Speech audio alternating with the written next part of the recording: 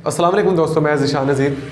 दोस्तों, अगर आप चाहते हैं कि आप लाइफ में सक्सेस के रोड के ऊपर चलें, अगर आप चाहते हैं कि मैं मार्केट में अपने आप को मनवा सकूं, तो दोस्तों अपनी एक ऐसी स्किल को इम्प्रूव कर लो, आप अपनी एक ऐसी हैबिट को इम्प्रूव कर लो, उसी को अपना बिजनेस बनाएं, अपने पैशन को ही अपना प्रोफेशन बनाएं, फिर आप देखें कि आप किस तरह ग्रोथ करते हैं। अगर आप एक बिजनेसमैन हैं या एक बिज़नेस करना चाह रहे हैं और आप चाहते हैं कि मेरे बिज़नेस का एक अच्छा मार्केट के अंदर नेटवर्क बन जाए, मेरा बिज़नेस एक अच्छी ग्रोथ कर जाए, तो मैंने बहुत से बिजनेसमैन को देखा है, बहुत से लोगों को देखा है, वो अपने बिजनेस में एक ऐसी आइटम को मशहूर कर लेते हैं, एक ऐसी आइटम को प्योर फॉर्म में मार्केट के अंदर डिलीवर करते हैं और वही एक आइटम उनके बाकी बिजनेस का नेटवर्क बना रही होती है। वो एक आइटम उनके बाकी आइटम्स को चला रही होती है।